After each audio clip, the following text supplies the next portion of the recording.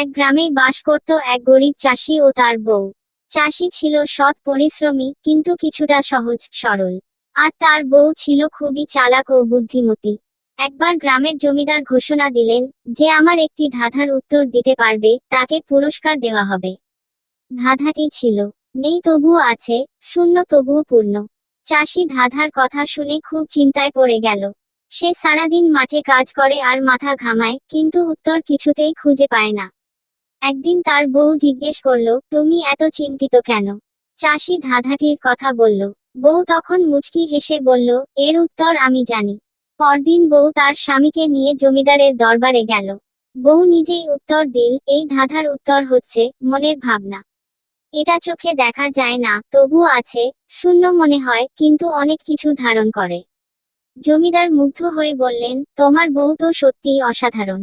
এত সহজভাবে এমন গভীর কথার উত্তর দিয়েছে। তিনি চাষিকে পুরস্কার দিলেন 1 বিঘা জমি ও কিছু ধান। এরপর চাষি ও তার বুদ্ধিমতী বউ সুখে সংসার করতে লাগলো।